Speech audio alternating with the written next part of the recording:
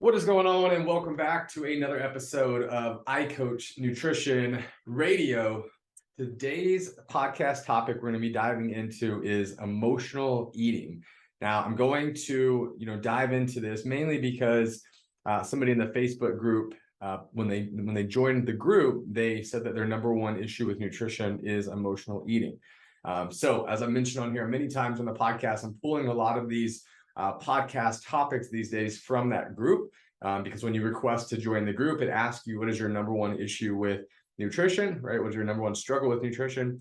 And I'm finding that by being able to answer this in a general format here, it's actually helping quite a bit of people, right? Because at the end of the day, if one person struggles with something like emotional eating, there are many people that struggle with emotional eating. And so we're going to be diving into that topic today. For the individual that joined the group and put that as their struggle, thank you. You know who I'm talking to here as I'm recording this podcast. I appreciate you being open and vulnerable, transparent, and sharing, what you struggle with, in hopes that not only will it help you, but it'll also help many others as well.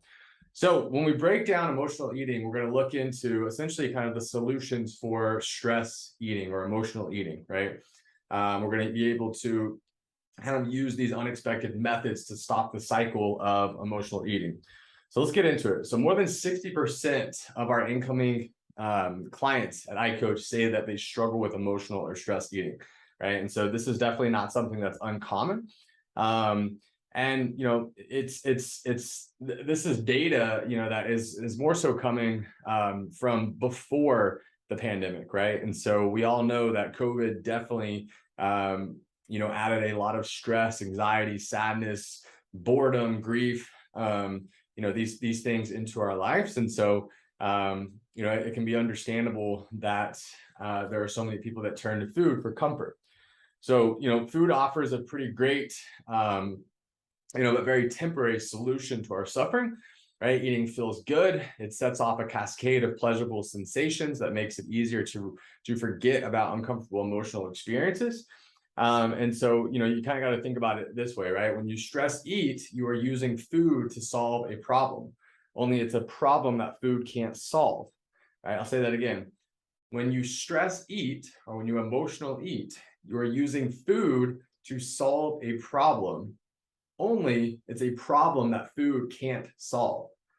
Okay. And I could insert food, I could insert alcohol, I could insert drugs, right? Obviously, a lot of people look at drugs and alcohol as something that's a little bit more extreme, but food, you can have addictions to food as well.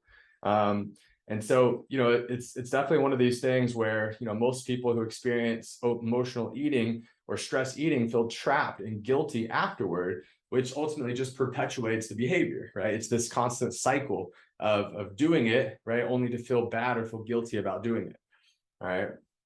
So, whether you are, a coach that's in this group, or whether you are a client that is in this group, I work with a lot of people that are coaches there themselves. And so if that's you that's in this group, or, the majority of people that are in here are either a client of mine or somebody that I've worked with in the past, or somebody that got invited into this group, and you're stress eating or struggling with, emotional eating, and you're looking for solutions for yourself, or for your clients, we have some strategies that can definitely help for sure, and not just for now, right? Not just a one-time thing, not just as like a band-aid solution, but something that really can actually address kind of the root cause, and be able to have lasting effects.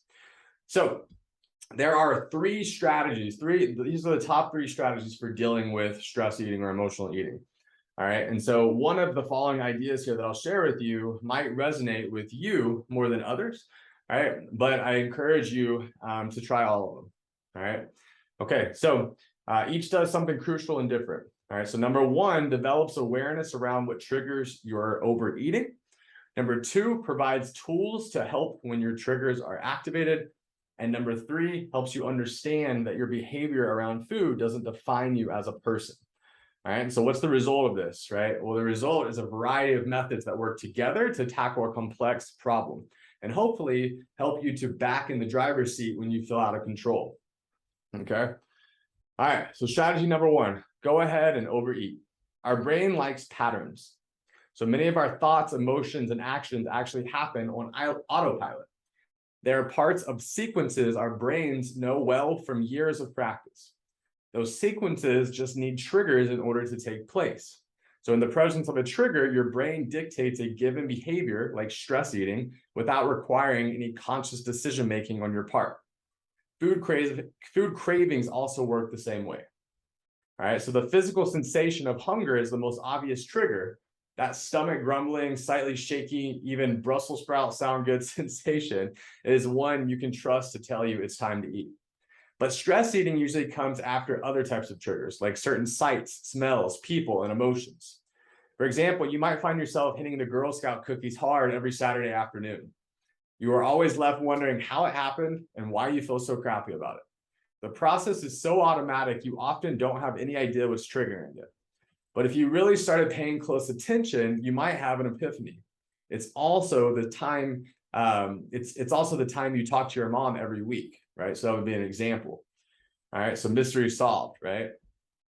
So here's a wild idea. Give yourself permission to overeat. It's going to feel counterintuitive at first, uncomfortable even, but view it as a learning experience, a necessary step in the process. Plus, there are worse ways to learn.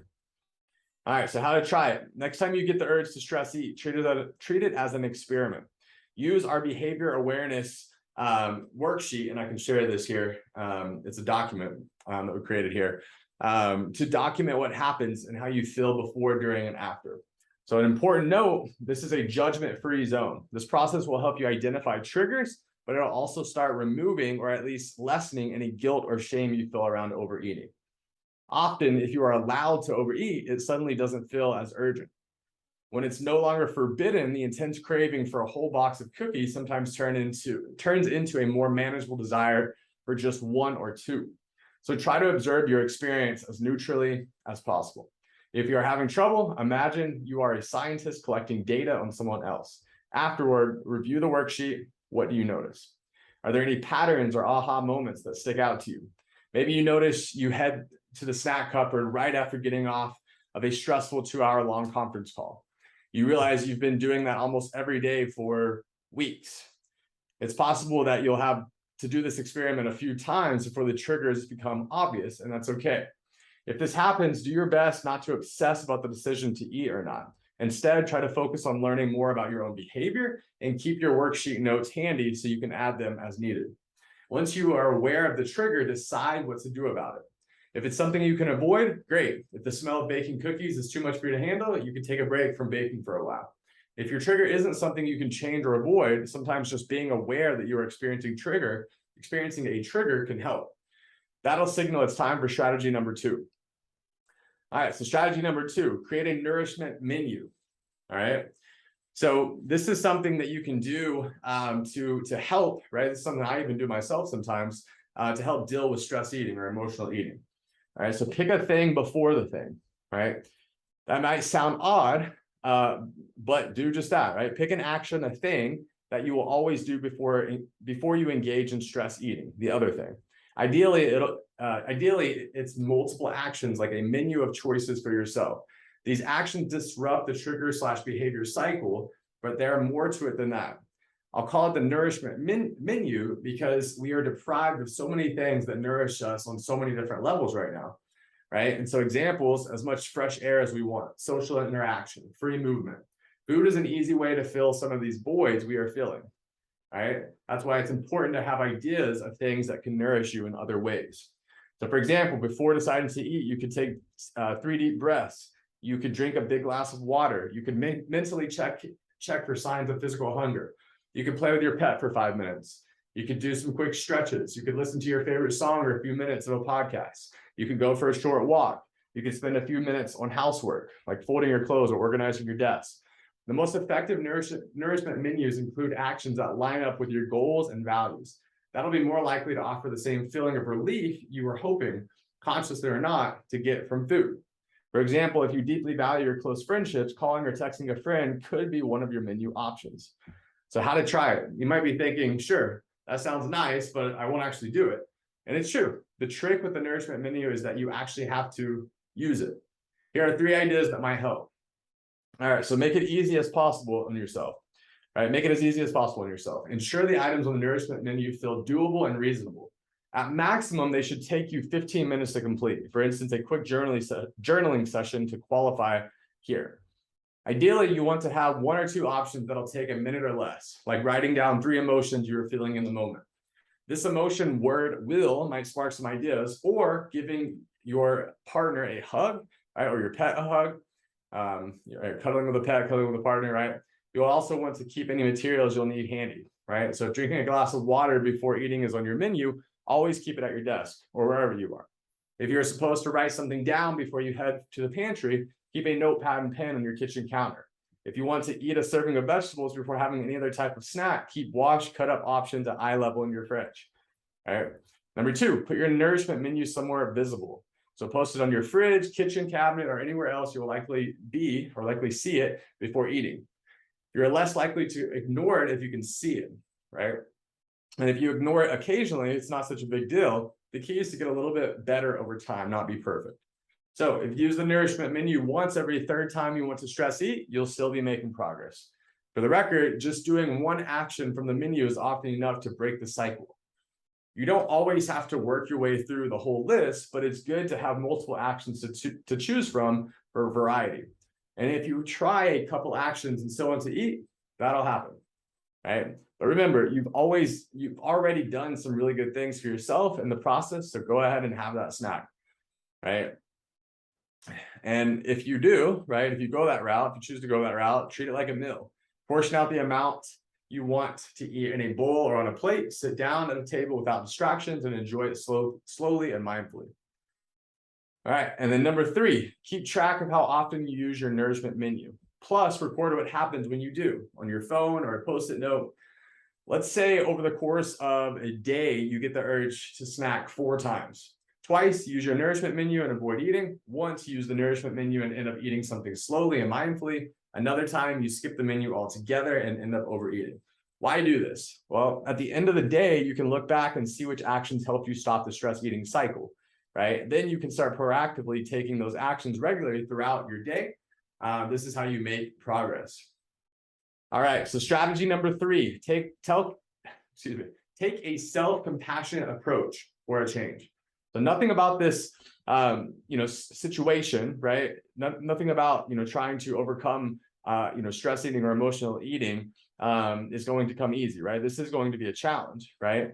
And so it makes sense you might not be, eating or, exercising or working or living, the way that you normally do here, kind of post pandemic, although a lot of people are, back into the office and a lot of things are more normalized, but a lot of, like I said, a lot of the stress, a lot of the emotional eating kicked up there through the pandemic. And so I can't tell you how many people are still coming to me saying, I gained X amount of weight, or I fell into these habits because of COVID or through COVID, or, because of the pandemic there. So we're trying to combat a lot of these things here that, a lot of these bad habits that we built through that time period.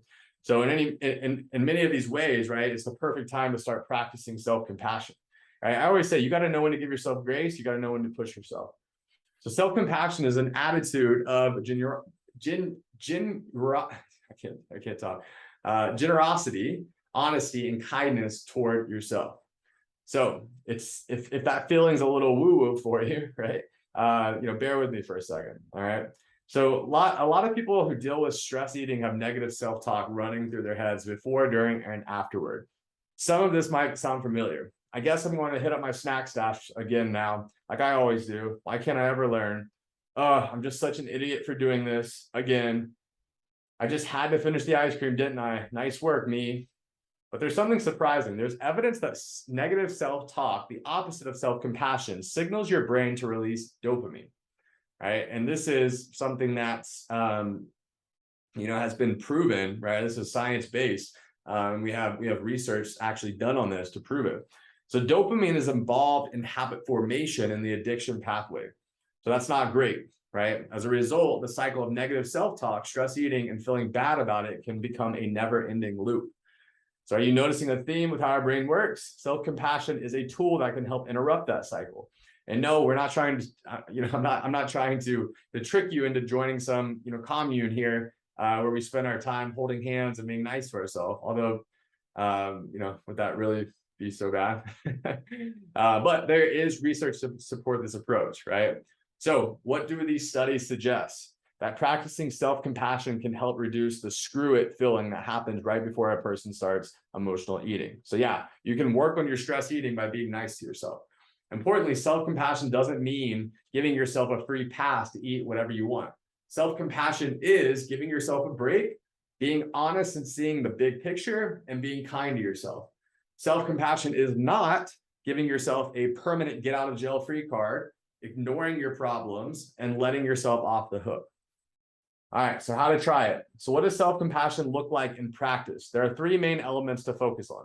Mindfulness, this is when you are aware of what you're doing, thinking, feeling, and experiencing, but you are not judging yourself for it. Number two, common humanity, right? Acknowledging that you are not alone, that everyone goes through what you are dealing with at some point. And number three, self-kindness, being generous and decent to yourself. So when you are about to stress eat, try to interrupt the cycle with some self-compassion and kindness. Here's what that might look like. Mindfulness. I'm so anxious being cooped up in my house right now. And those chips are really calling my name. Common humanity. That's okay. Plenty of people have a hard time saying no to chips. Self-kindness. Take a deep breath. Whether or not I choose to eat right now is going to be okay. It works during and after stress eating too. So here's three more examples. Mindfulness. I'm feeling pretty guilty right now. This sucks. Common humanity. A lot of people are probably feeling this way right now, that we are all spending more time at home. Self-kindness. All right, shake it off. So you ate some chips. It happens. That doesn't mean anything about who you are deep down. A key distinction here is that self-compassion isn't an excuse to stress eat. Its purpose to help remove some of the guilt you might feel about stress eating.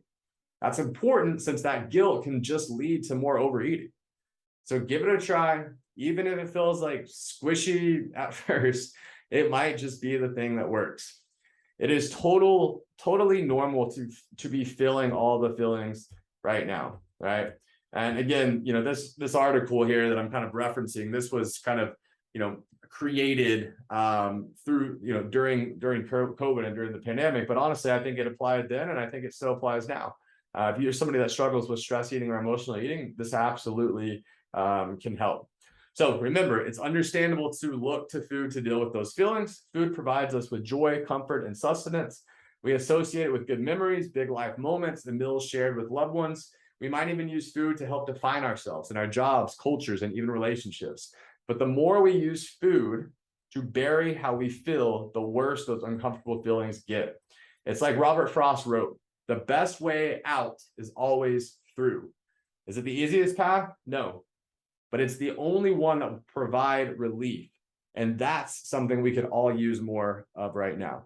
Our brains and lives, for that matter, tend to work in cycles. But the stress eating cycle, it's one you can opt out of.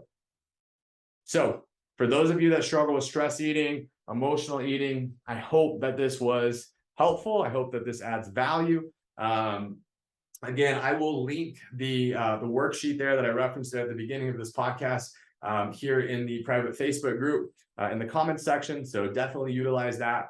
And as always, thank you so much for being a part of this community, for listening to the podcast, for being a part of the iCoach Nutrition and Lifestyle Coaching family.